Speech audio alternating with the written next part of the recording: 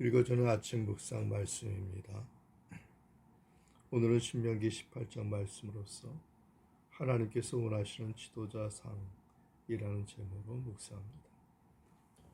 구약시대에는 세 가지 중요한 직분인 왕과 제사장과 선지자직이 있습니다. 17장에서는 왕에 대해서 보았고 오늘은 제사장과 선지자에 대해서 보겠습니다. 하나님께서 원하시는 지도자, 즉 제사장, 선지자가 되려면 어떻게 되는지 본문을 통해서 살펴보겠습니다. 첫째는 하나님께서 풍기시고 기업이 되어야 합니다. 1절부터 14절 말씀의 내용입니다. 먼저 하나님의 택하심을 입어야 합니다. 교회나 단체나 지도자를 세울 때 하나님의 뜻을 살피면서 세워야 합니다. 다음에는 하나님께서 풍기시었습니다. 제사장은 지원자가 없습니다. 그러기에 다른 지파에게는 땅이 할당되어도 레위 지파에게는 땅이 할당되지 않았습니다. 때문에 제사장은 분깃도 없고 기업도 없습니다. 이는 성전에 바친 물질을 먹게 하기 때문입니다. 또 화목제물과 그 기업을 먹도록 하였으며 백성들에게 받은 음식을 먹도록 했습니다. 그리고 하나님께서 그들의 기업이 되기 때문입니다. 복음을 위해 부름받은 일꾼들은 이 점을 분명히 인식하고 세상적인 기업이나 생활수단을 갖지 않는 것이 이상적입니다. 목회자나 복음을 위해 완전히 헌신한 자는 물질을 초래해야 하고 교회와 성도들은 그들의 생활비를 책임져야 합니다. 그 다음은 전출을 허락했습니다. 당시 이스라엘에는 48개의 성읍이 있었습니다. 그런데 지방에 거하는 레위인이 중앙 성소에서 봉사하기를 간절히 원한다면 그들의 소원을 들어주고 중앙 성소에서 섬길 때 같은 음식을 주라고 하였습니다. 이는 중앙 성소에서 섬기는 레위인들이 지나치게 급권주의가 되는 것을 방지하기 위해서입니다. 하나님을 섬기는 일에 있어서는 어떤 차별이나 등급이 있을 수 없습니다. 하나님의 일꾼들은 모두가 동등한 것입니다.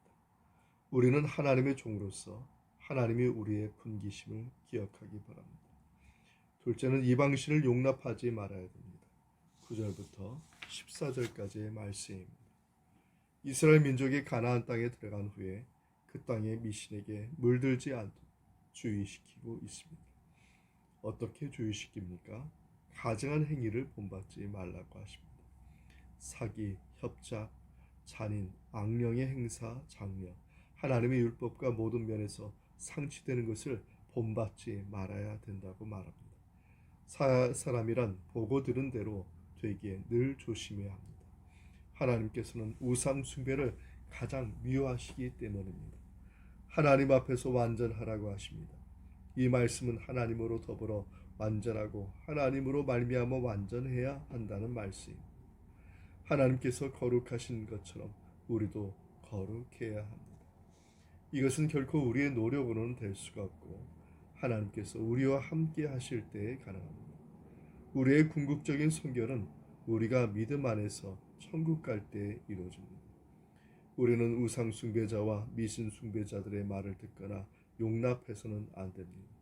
미신적인 방법이나 이방 종교의 방법을 버리고 완전히 하나님의 방법을 따라야 합니다. 우리는 전능하신 하나님을 섬기면서 우상도 겸하여 섬기는 삶을 버려야 합니다. 셋째로 말씀에 순종하고 이를 전해야 합니다. 15절부터 22절입니다. 먼저 하나님께서 세워주셔야 합니다. 모세가 하나님께 기도하자 하나님께서 모세에게 그와 같은 선지자를 세워주신다고 하셨습니다. 당시 하나님께서는 모세를 이스라엘 백성을 위한 선지자로 세워주셨습니다. 마찬가지로 하나님께서는 앞으로 새롭게 참 선지자를 세우실 것을 예언하셨습니다. 나와 같은 선지자는 모세의 뒤를 이어서 사역을 할 선지자들을 가리킵니다. 그러나 궁극적으로는 이는 예수 그리스도를 예표합니다. 신약시대의 성도들은 이 예언을 최종적으로 메시아적 예언자로 이해하였고 사도들은 그 예언이 예수 그리스도에게 성취되었음을 선포했습니다. 그러므로 우리는 예수 그리스도의 가르침에 근거해서 모든 것을 배우고 순종해야 합니다. 이는 하나님께서 하나님의 말씀을 예수님의 입에 두셨기 때문입니다. 예수님이 하나님의 말씀을 우리에게 가르치셨기 때문입니다. 그러므로 예수님의 말씀을 듣지 않는 자는 벌을 받습니다. 다음은 거짓 선지자의 말을 들어서는 안 됩니다.